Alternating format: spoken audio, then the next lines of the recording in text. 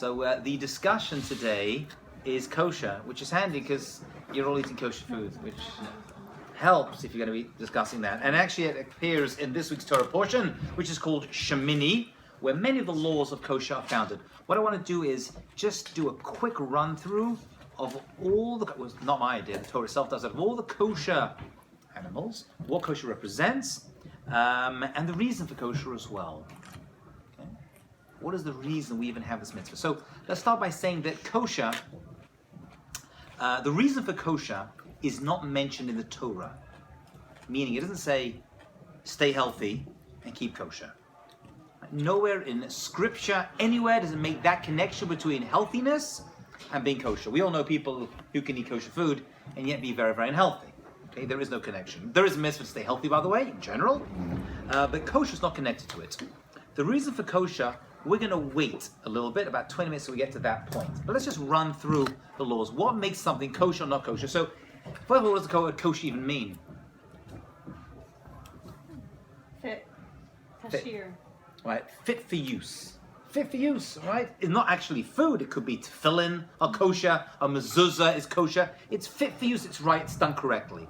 There is no positive mitzvah to eat kosher. That means we know there are 613 mitzvot. Of the 613, 248 are positive, 365 are a negative, right? 365 and 248 carry the 12. That's 613. Okay. There is no positive mitzvah to eat kosher. There is a negative mitzvah not to eat a non-kosher. What you're left with is kosher, right? That, ladies and gentlemen, is what you're left with. However, that's not actually the mitzvah. The mitzvah is to stay away from non-kosher food, okay? Which you mentioned already, has nothing to do with health.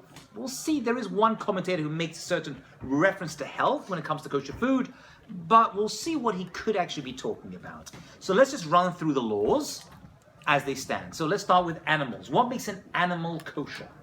A beast kosher? Yes. Split hooves and choose the cud. Now, there are different types of split hoof, actually.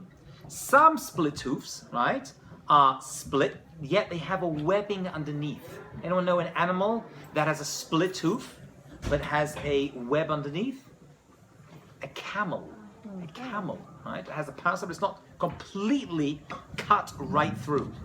Okay? It needs mafreset parasa. Just a split is not enough. So that camels are not kosher. Okay? And by the way, whenever we see something is not kosher, that means whatever comes out of it as well is also not kosher. So a camel is not kosher, but camel milk is also not kosher. A cow, we're going to see, is kosher, which is good news because you're all eating cow right now. Some of you are. Okay?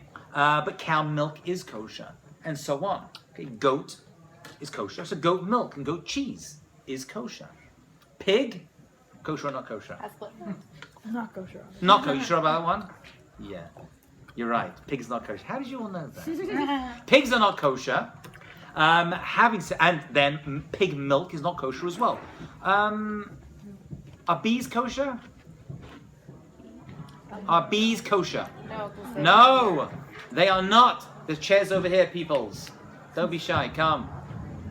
Right, bees are not. How come honey is? Well, no, honey's kosher, yeah? How come honey is if bees are not? Not made from a bee. Flour.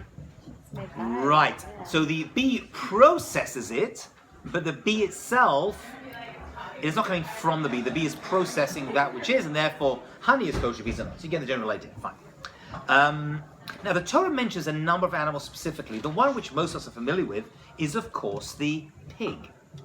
Right? Now we all see pig as very, very non-kosher. Actually, according to Jewish law, insects, as we're going to see in a few moments, are probably more non-kosher than pigs. Right? Because they're crawling and they're flying and doing lots of other things. So the Gomorrah in Tractate Makot speaks about insects. It says eating an insect is worse than eating a pig. So why does a pig get such a bad rap? Because of bacon.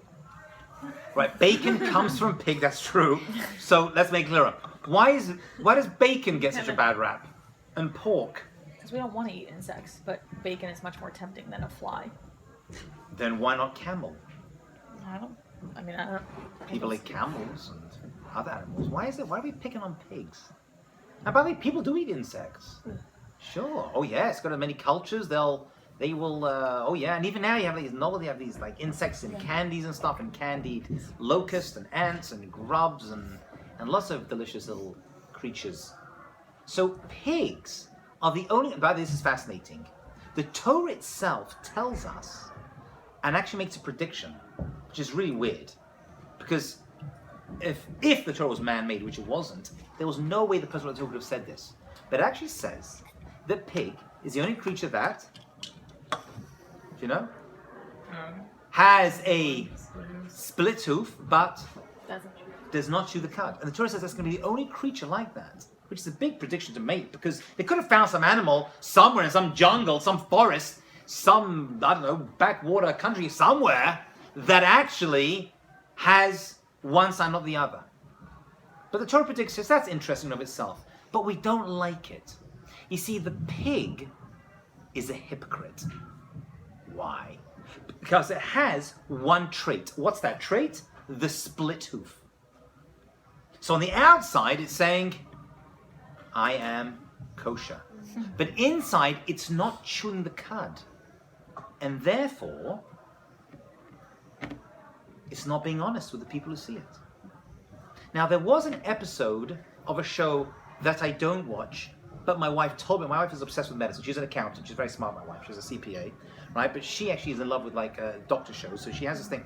And there is a show called Grey's Anatomy. I'm sure most of you know. So there was an episode, I didn't see it, but supposedly, where they had to take a part of a pig and put it inside a pig. Remember this? Oh, everyone's getting very excited. I haven't seen it. Right, I don't want to ruin it for you. Old episode. It's okay. It's an old episode, fine. You can ruin it. Right, well, I'm an old guy. So they had to and they took part of the pig and they put it inside someone. And they were supposedly in the show a big thing. Can you take it? Can you not take it? Well, because she was Jewish. Because she was Jewish, right? Yeah. She was Jewish, right? The patient was Jewish, and there's a pig. Let me be very clear with you. That show was absolute nonsense. And I'd like to bring as a proof my very dear father, who should live and be well. And thank God he is living, thank God, and he is well. Who has inside him a pig. He has a pig valve. Pig valve, for some reason, always take inside the patient. They never seem to get rejected. Right? And my father has a pig valve. There wasn't a question. Right? We didn't have some, good-looking doctor, well, let me check with a rabbi, And they turn up to some rabbi in an office somewhere, leafing through. It's going to be drivel. Right? You take it, you save a life. Actually, you can eat pig to save a life, if you have to. If you can prove to someone, I can eat a pig to save a life, the only question you have is, where's the mustard? Yeah. Okay? Right? It's not one of the Yarog V'lo Yavor, which means one that you have to give your life up rather than transgress. So if, heaven forbid, you or someone you know, it shouldn't happen to any of you, or anyone of you know, that needs a pig transplant, that's okay. We're talking about eating and digesting.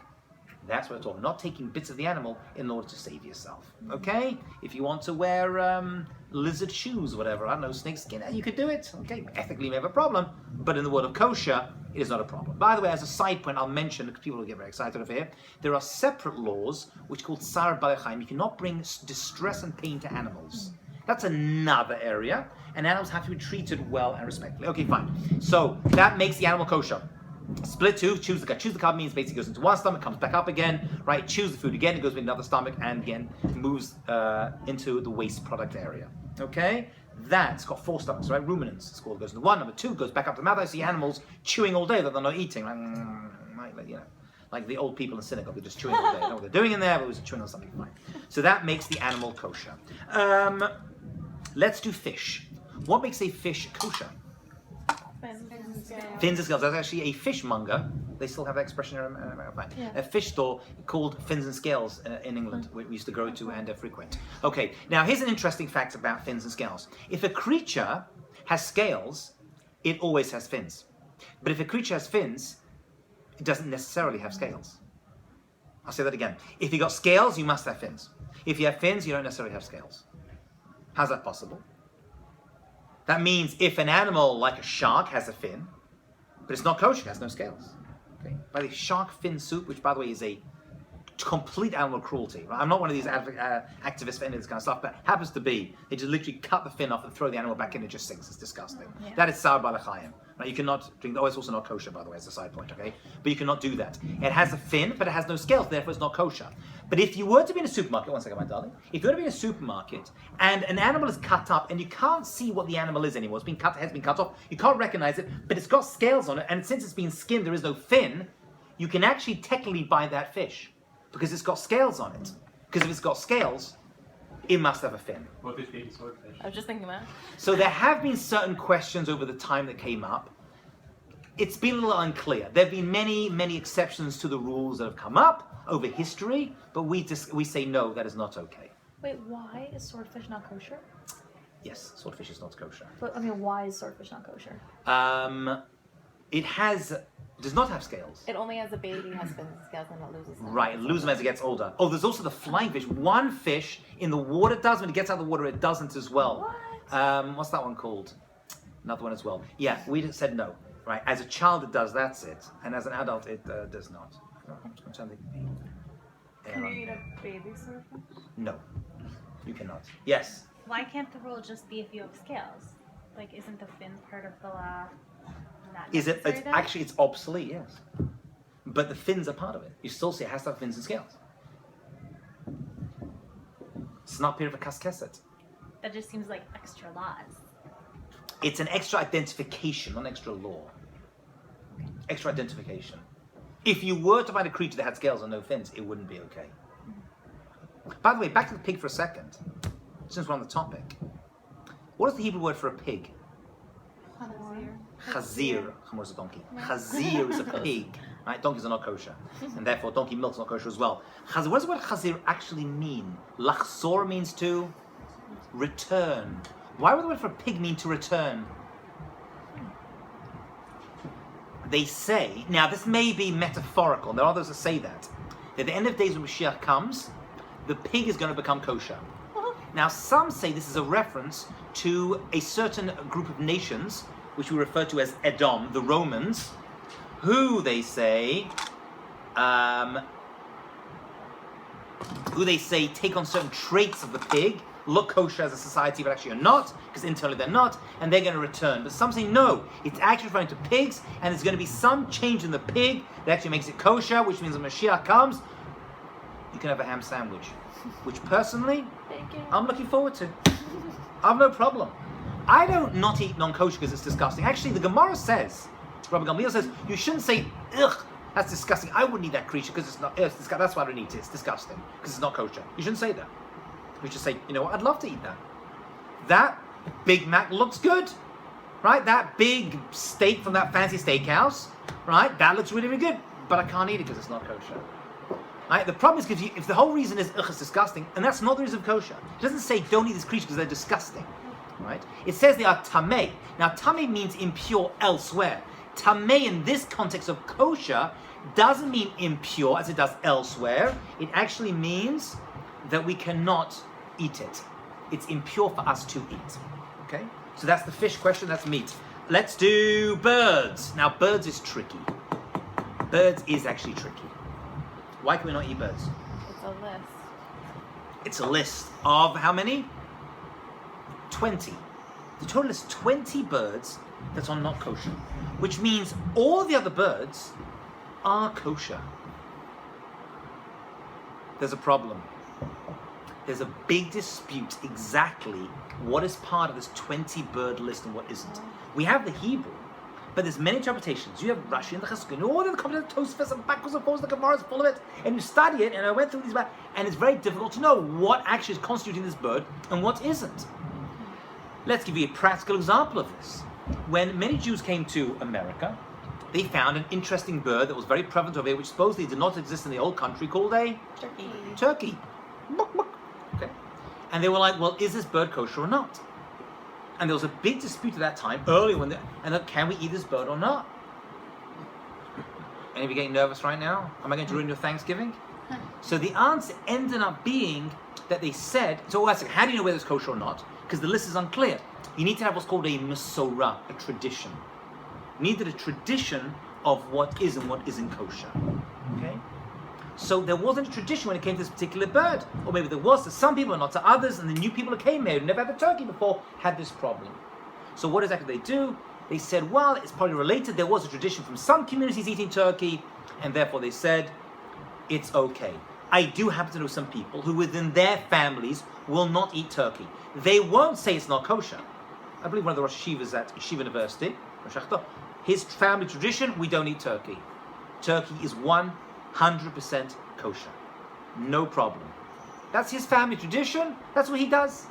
Well, all the animals on the list could be found in, like, all those animals could be found in Israel or wherever. Yes. So, okay. So I was going to say, could someone make the argument that if they weren't allowed, they wouldn't be in there? It's difficult, right? You could say that. You could turn around and say, well, there's animals today which weren't known back then, maybe, but they could be from the same family, right? They could be related to some other house. We're very, very careful when it comes to birds and how we eat them. Obviously, when it comes to animals and birds, not fish, they have to go through what's called shchita. They have to go through the slaughtering of the animal. Okay? Hold on to that for a second. Interestingly, shchita is not mentioned in the Torah. Moshe Rabbeinu was told to kill the animals the way that I showed you. One of the proofs that we have an oral law is the fact that Moshe Rabbeinu, we're told that there was a way to do it, but it's actually depicted in the written Torah. So where is it? It's in the Talmud, part of the oral tradition. Okay? Which is important. I'll tell you just one law when it comes to the kosher animal slaughter. Animal or bird. And that is the knife that is used by the shochet has to be extremely sharp. Like super duper, you don't know how crazy. There can be no nicks at all in the blade. And what he does is he takes the blade and he draws his thumbnail or some other nail across the blade, and you can feel by doing that if there's any nicks. If there's any nicks in the blade is not kosher. And the animal that is being killed by this blade is also rendered not kosher. Hold on to that. We're going to revisit that exact scenario in a couple of seconds. What happens if the nick is created during the shechting process? If they check it beforehand and then check it after? I'm not sure. If it's checked beforehand, I believe it's good. If they find one afterwards, it may render it Like, as if retroactively. they got Understand? mixed Oh, you know on what? There's actually something really weird about that to mention. The Gomorrah says that when you depict Shita, you shouldn't draw your hand across your neck. That's what the Gomorrah says. I'm just telling you that. We all do it naturally. Some people all do it naturally. And the Gomorrah's not usually into that kind of stuff, but it actually says you shouldn't do that. I thought I mentioned that. So The Gomorrah says, I thought I'd tell you. did the Gomorrah like coin the term shita? Like where does that? No, that appears in the Torah as well. Oh, But the methodology of how to do it is not mentioned. Right? What constitutes an actual shita? Where? Do I cut its head off completely, through the back, through the front? Very specific laws. Parts of the animal has to go through the neck, through the back, not kosher. If a totally kosher animal goes through the back, there's many, many more laws over here. To become a rabbi, by the way, the bulk of what you learn is laws of kosher. Because you used to be the rabbi, you used to be the one, you used to make sure everything was kosher in the town or the city, right, or the village where you live. So that was part of the smicha. It happens to be the part of general life in general. To be fair, is found in the kitchen, so this is important information. Insects. Are insects kosher? No, there is one that is. Locust or grasshoppers, right? Ooh. Now, we're not too sure. There's many different varieties of them. We're not too sure, and this tradition was lost, except claim the Yemenites. And the Yemenites actually came. My father-in-law, should live and be well, is Israeli, and there have been many locust swarms that come in, invasions that come in. They cause a lot of trouble, by the way. They can eat up a vast amount in a short amount of time. And he lived next door to a Yemenite, and a lot of them came into the apartment building, downstairs at the foyer downstairs. And one of the Yemenites over there, and he picked it up, took a bite out of it. Was he allowed to do that? Well, if he has a tradition that is kosher, they accept it. The Yemenites, others don't, although it's creeping back in a little bit now. By the way, cricket powder is now coming in as a protein. They make a lot of products out of this now, right? But actually, a cricket, or locust, whatever form it is, and fish do not need shchita, do not need to be shochet, right? Because they're cold-blooded animals. Locust, fleshig or milchig? Is it meat or is it milk? It's parav. Yeah. Yeah. It's parve. We could eat locusts. You came in at the wrong time, my friend. Take a seat. You can't walk in and ask questions. A certain brand if you're from a certain community. Although I've Don't seen. they have ceremonies to continue the tradition? Like they get together and some elder will announce, I have the tradition to eat this. Wow. I've never seen that before. Oh, that's what I've heard. I've seen various professors who are non-Yemenite who've done research and they actually eat them. As Rabbi Zivotofsky, who's a big expert in this, written many essays that come up online. There's actually photos of him and his kids taking a bite out of it. Yeah. Oh. Why do fish not do things out of chicken and Cold-blooded animals, I believe. is there a reason Because they die automatically when you take them out of the ocean. Not necessarily. They don't. Necessarily. Well, they flop around and they die. I don't know if you're going to answer this, but why is it that split hogs and chimichurri is the... So, something very important I didn't mention. Rashi tells us that these laws of kosher are a chok. They're chokim. They are statutes, which means we don't know the reason for these mitzvot. Very unusual. Most mitzvot, the vast majority, we're given reasons for. Kosher, we're actually not given reasons for at all. So we actually don't. Having said that, we're going to look at the Ramban, Nachmanides, who's going to give us a particular possible reason for kosher. Hey, 1 second. Rashi said it's a chok. We don't know the reasons for kosher. The Ramban's going to give us reasons for it. And the answer is because in Kabbalah, they give reasons for it. But on a Peshat level, on a basic, simple understanding level, we do not know the reasons for kosher. And therefore, it's left out. Okay. So we did birds, we did insects, we did things. Okay. What didn't we do? Okay, let's get to the punchline over here. Let's jump to the end of the parsha, because the end of the parsha actually gives us the reason for kosher. And yet the Rashi says there is no reason. So let's have a look. It says, Ki ani Hashem Elokeichem, I'm the Lord your God. This is after the list of all the laws of kosher. Vehit kadishtem, you shall sanctify yourselves, become holy, kadosh. V'yitem kadoshim, be holy. Ki kadosh ani, because I, your God, am holy. Remember, holy we said was separate, distinct, apart. V'lo tit'amu et nafshosechem, don't let your souls become defiled. B'chol sheretz, haromis alaretz, from all the creepy, crawly animals that are on the earth. Ki ani Hashem ha'malatchem eretz Yisrael, because I'm the Lord your God who took you out of Egypt. Liod lachem lelo kim, because I too became a God to you. V'yitem kadoshim, be holy. Ki kadosh ani, because I am holy. Zot, Torah, Behema, these are the laws of the animal, the oaf and the bird, V'chol nefesh ha'chaya, harames of Mayim and all the aquatic creatures, V'chol nefesh sheretz al haaretz, and all the creatures that are crawling on the land, insects, lahavdil ben atame ben atol, to separate that which is kosher and not kosher, pure and impure, but in terms of kosher, uvein achaya and achelet uvein achaya asher not te'achal, those who cannot eat. The Torah has given us a reason. What's the reason you have to keep kosher? We're holy. Which means Those animals are not holy. those animals cannot be eaten by people who claim to become part of the holy people, i.e. the Jewish people. Nothing wrong with them. A non-Jew can eat them. It affects the neshama. It's a soul-based thing. On a Peshat level, Rashi can't give us a reason for kosher then, because we're dealing with a holy area of life over here, of Kedusha. But the Ramban can.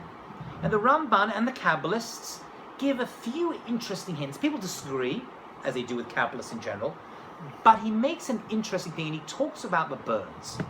And he says, you'll notice one character trait among all the kosher animals and the non-kosher ones. And what's that? What have all the non-kosher animals got that all the kosher ones don't have? If you look at it, he says, non-kosher animals are usually the predator, and kosher animals are usually the prey. We eat goats, we eat chickens, we eat cows, sheep. We don't eat lions and tigers and sharks. We eat the prey. Says the Ramban, because this actually comes from the Talmud as well, obviously. When a person eats non-kosher food, they are metamtem et halev, which is difficult to translate, but they say it blocks the heart. Now, this is not a cholesterol statement, blocking the heart. This is not a statement of too much fat in your system. This is a certain spiritual blockage that happens by eating non-kosher food. In the word of Peshat and the word of Rashi, we can't understand that. So Rashi says it's a chok, and that's what is accepted. But the Kabbalists who deal with the neshama and the soul, they can. And they say non-kosher food desensitizes you and actually makes you cruel, he says.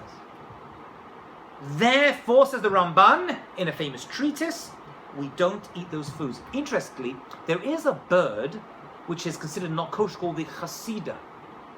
The chasida. Now, the word chasida, what it is, we're not too sure, actually translates into the chesed, the bird that does kindness. So the big question on this bird is, why is it called the chasida?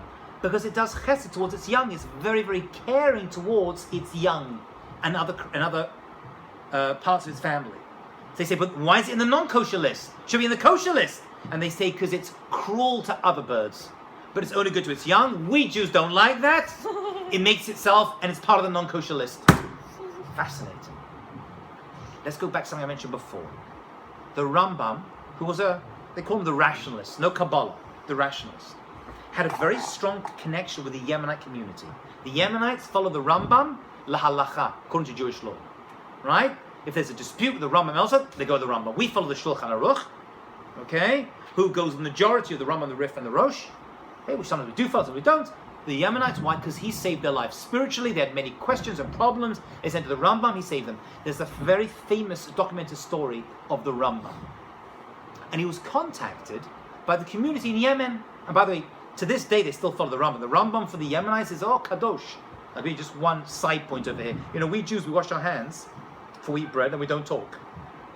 The Rambam actually paskins that it's not a problem.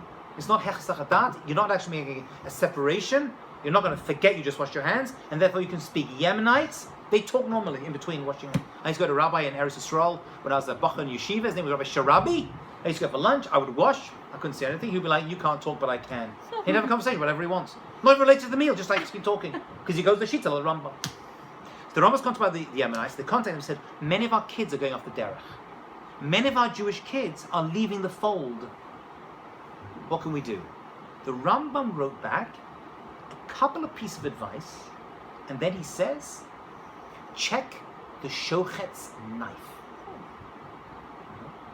Check the knife of the shochet. And they did. And they found out that actually the shochet's knife, according to Allah, whatever it was unkosher. Maybe a nick in it. And they fixed it up, or they got rid of him, or whatever they told him to fix it, whatever it was. And they found that these kids started, and they came back into the fold. And this is, the Rambam is not like Mr. Mr. Kabbalah over here, right? He was just basing his information upon what he felt was a reasonable assumption of what the effect of non-kosher food actually does to a person. It's the soul food.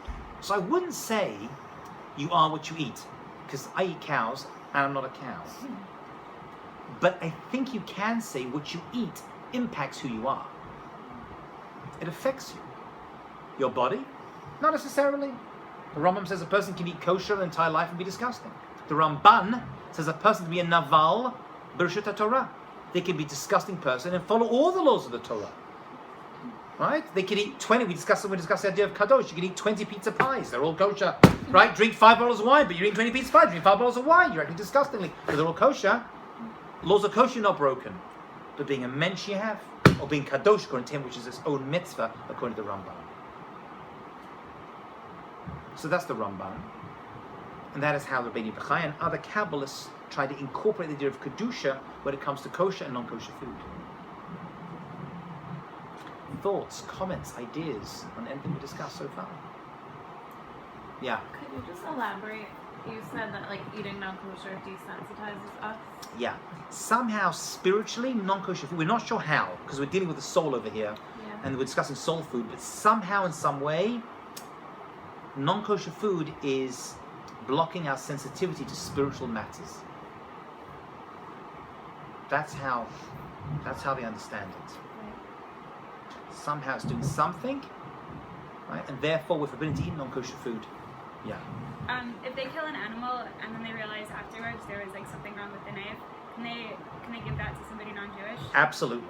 I won't say most, but a lot of meat that is killed, they check the lungs to make sure an animal that is killed, that is kosher, has to have the ability to live an extra year. If there's certain damage in it, specifically the lungs, they check the lungs, that's glut. Right? Glut is referring to meat and not to milk. Right? Glut kosher milk restaurants makes no sense whatsoever. Okay? It means they check the lungs for certain lesions to check whether it's good enough to actually inflate it. Right? To be, and they check it, see if there are any abrasions. And if they find it's not kosher, sell it to non-Jews. We've got the most important thing. What's the time? Did I go overstep my time? Okay, just 2 more minutes. The most severe of all the kosher laws, by the way, besides insects, which I mentioned, are probably more, it's worse to eat an insect than an actual pig, which is why we check vegetables so often in such a vigorous way, in a rigorous way. But meat and milk. Now, meat and milk is really weird. Why? Because in order to be over on meat and milk, the meat has to be kosher, and the milk has to be kosher. You're not allowed to eat non-kosher milk and non-kosher meat, that's for sure anyway. But when we talk about kosher meat and milk as a combination, we're talking about kosher meat, kosher milk. Combined, that makes a Torah level prohibition. There's an extra prohibition by meat and milk that regular non-kosher meat does not have. If you want to sell non-kosher chicken, to non-Jews obviously, no problem. No problem. They say you shouldn't be in the pig business because various events in Jewish history and pigs don't have such a good connotation for us. But technically speaking, on a Torah level at least, dealing in pigs and pig bellies on the stock market is not a problem. However, meat and milk is. Not only can you not eat meat and milk, you cannot cook it together, even though you're not going to eat it, and you cannot benefit from it, even if you're not going to eat it and not going to cook it together. The prohibition of meat and milk is very severe. It's got 3 aspects to it: bishul, achila, and hana'ah. Getting benefit, eating it, and even cooking it. You go to a non-kosher culinary school, I wish there's kosher ones, thank goodness, right? And you want to make some non-kosher food you're not going to eat, no problem. Take some, chicken, ketchup, whatever it is, I know some non-kosher thing, no problem. No problem. But meat and milk, you can't even cook it. I'm not going to eat it, still can't do it. Could be the prohibition is because since these things are found in the kitchen, and they're so prevalent in our life, it's just combining them together that makes them non-kosher. That's a problem. Not only that, even the taste from the mixture of meat and milk together, and even any non-kosher food, is a problem as well. Which is why we have all the laws of kosher plates, and ovens, and dishwashers, and knives and forks. Because the taste goes into these objects, renders them what the new taste is. So if meat goes into the pot, now it can actually let meat go out into milk that's now inside the pot and could affect it, potentially, if there's not enough of the item inside there to nullify it, which is 1 in 60, different discussion. So even the flavor of these things is problematic for us. Even the flavor of things, when you study laws of kashrut in detail, which you do, a lot of it is the discussion of tastes going from one thing, it's called nut bar nut. The taste has gone into one thing, then gone out into another thing, then it's gone into another thing. Meat into the pot, back into the food that's now inside the pot, which could be milk. Are we following over here? I'm going to throw a lot at you. And that's why we have separate knives and forks with other things. Because you cut a hot piece of meat with your knife, the taste of that meat's now inside the knife. You can't use that knife to cut a cold piece of cheese. Because the flavor's gone into it, when you eat the cheese, you're actually eating both together. So far as this meat and milk thing go even, you can't even eat one after the other. You cannot have, we'll finish with this, I promise you, but I have to get this over to you, because it's my only kosher class the entire year. You can't even have milk after meat, as you know. How long do you have to wait? Depends on Tradition. why does it depend on tradition? Why does the Torah just tell you, wait this amount of time, that amount of time? The Talmud tells us, Mesuda l'suda, from meal to meal. How long from meal to meal? That depends. Some places say 1 hour is sufficient. According to the Zohar, actually 1 hour. According to the Ramah, in his first opinion, 1 hour is sufficient. If you're starting to stop eating milk after meat, 1 hour is a good place to begin. And then you want to build up. Sephardic Jews go with 6 hours. Somebody in the Ramban that say 5 and a bit, which is 5 and 1 minute, or the majority of the 6th hour, which my wife actually waits.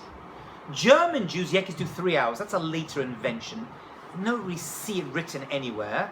But that became their tradition of 3 hours, because they say in the wintertime, between lunch, which was a big meal when you could have meat, and dinner, which could be milk, In the wintertime, it's 3 hours, so they go with 3 hours. What's a halachic hour? Hmm? What's a halachic hour? A halachic hour depends where you are in the year. Shas manios. That's my argument for 3 hours. It could be, could be. But listen, 3 hours is better. But if you're Sephardi, you should probably do 6 hours. I'm just telling you. But you can start with 1 and you can build up. But the Shulchan Aruch does just past 6. Why? What's happening between that time that changes? No, that's the mistake people make. It's not digesting. You feel like you're done. You have to Two opinions. Rashi, Rambam. Listen carefully. Rashi says when you eat meat, it leaves a film on your mouth and your throat. So when the milk goes in, it's going to get digested. After 1 hour or 3 hours or 6 hours, it loses its status of meat. Says the Rambam, it leaves little fibers in your teeth. When the milk goes in, it combines and you swallow both together. So he says you can floss and then eat right after. So that can get the question a lot. And the answer is, we make a low plug over here. You're right, but people don't floss well, whatever it is, we don't mess with Torah law, and therefore we don't rely upon it. Wait, can you explain? You don't rely upon it, you can miss a piece, whatever. So you wait the amount of time it takes for that meat in your teeth not to be considered meat anymore. How long is that? Depends your community. Dutch Jews, they say, it's 1 hour, right? Germans go with 3, and the rest of us go with 6, or in the 6th hour, which is in the 5th hour. Make sense? Are we clear on that? Yes. Can you explain why though? Like, I was raised that you don't want to cook a calf in its mother's meat, but it didn't make sense then why So that's not the Torah. chicken? Very, and very good. dairy? Chicken actually, technically speaking, is para. Rabbi Yosef Glili in the Gomorrah says we consider it. However, the rabbis were very clear about this, and we give it on a Torah level as meat, on a rabbinic level as meat, on a rabbinic level. And the reason is because meat is always sold with chicken. That's what they said back then. Interesting enough, if you go today, chicken and meat are sold in the same, in the supermarkets. We see chicken and meat together. So it's on a rabbinic level, but most Judaism is rabbinic anyway, and therefore we give status. But actually, technically speaking, on a Torah level, chicken is not meat. It was given that status. Do we have a prohibition from like deriving benefit from cooking chicken and milk together? We don't do it on a rabbinic level. So the rabbinic level covers On a that. rabbinic, yes, absolutely. Are there people who We have- consider chicken to be meat in every way, shape, and form. As far as we're concerned, Judaism, right? We consider it to be exactly the same. We're going back 2,000 years when this discussion was had. Are there people who eat milk and then meat? Milk and then meat. Great question. Can you have, based on what I just told you, can you have Half an milk hour. and then meat? Yes. Yeah. Yeah, of course you can. Right afterwards. Unless you have a milk or a cheese that has the same properties as meat. There are some cheeses that you have to wait 6 hours for. There are some cheeses? cheeses. What are cheeses that do that? Orange cheeses. Cheese that are aged for more than 6 months, like Parmesan cheese. Parmesan cheese gets stuck in your teeth, and that has the same status as you're eating milk. Eating meat, rather. So since Parmesan cheese is hard, and it's aged more than 6 months, most cheese in the supermarkets are not. Most of them are just garbage, they're just, but you go to France and Italy where they have real cheese, which is aged. Parmesan cheese, that smelly, like, that is it. And by the way, can you buy the best cheeses? In Nazareth. Did you know that? Cheeses of Nazareth?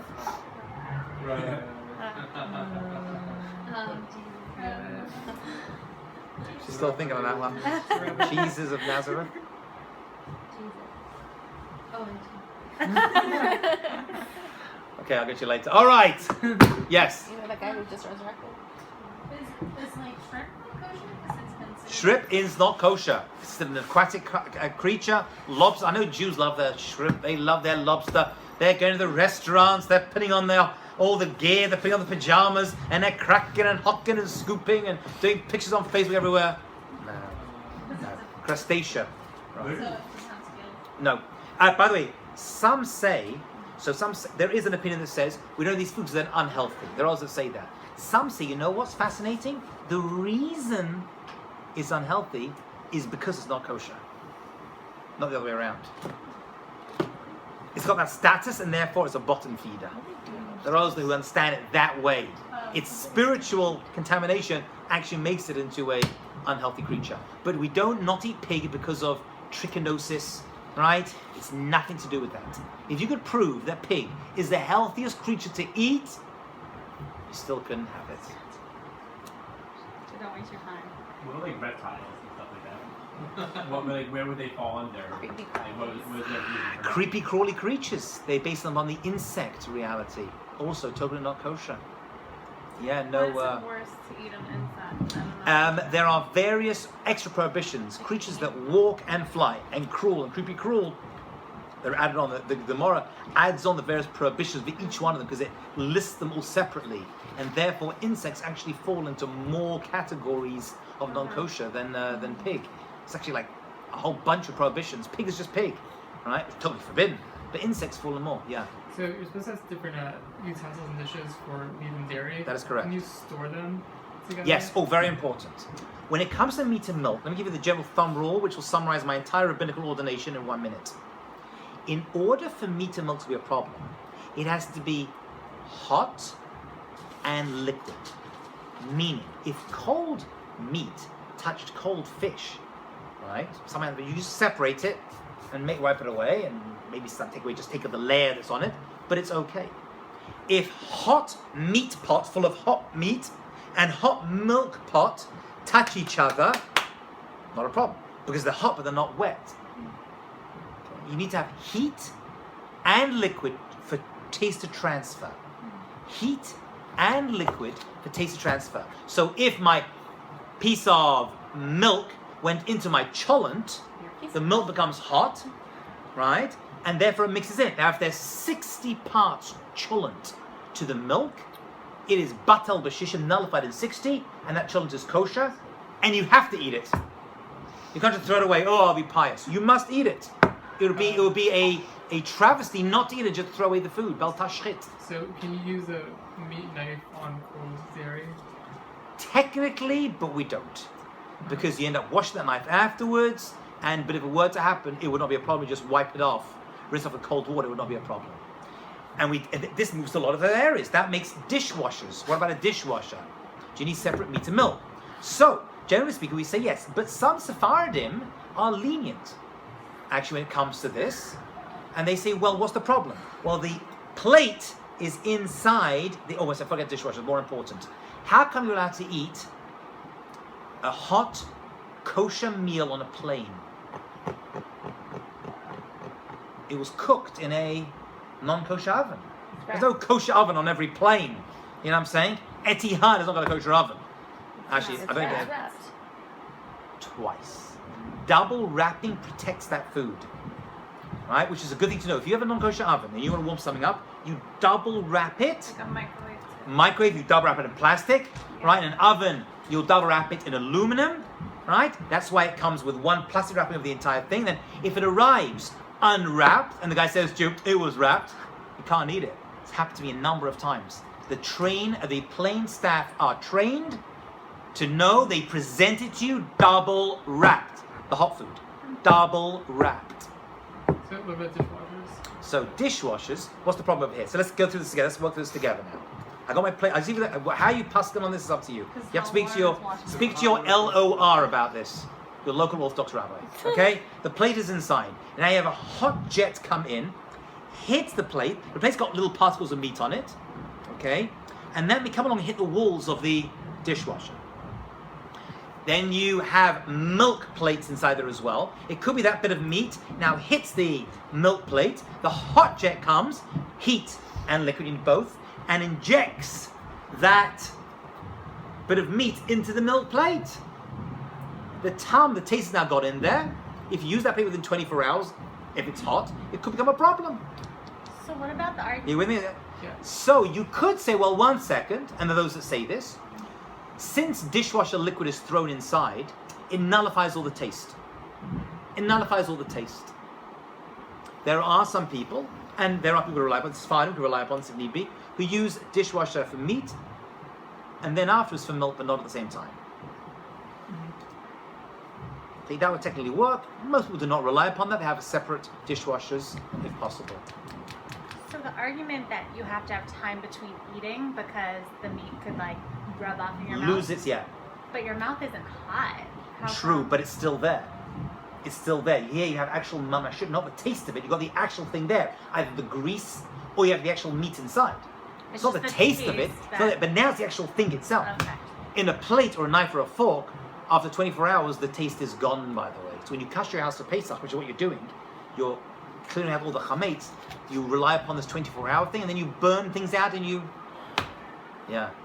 I've now summarized 3 years of study into a 40-minute class. Typical JC style, yes.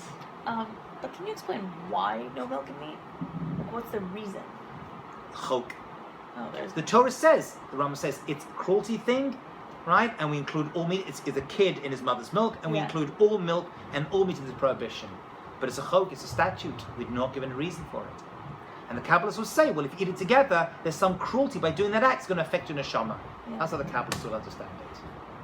Can you have, in terms of double wrapping, can you have two separate wrappings? Like if you use a microwave cover, can you wrap the thing once and then use a microwave cover, and then it's two wrappings? You have one wrapping on the food, that's the actual container itself, then you wrap that up, that's two. Okay, so like they don't have to be like two layers of plastic. It can be two No, separate wrappings. right. Okay. Or Or no? Oh, 1 second, you're confused over there. No. Around the actual container itself, you need two wrappings, a double wrapping. Okay, it's that face of you have to finish, Rabbi.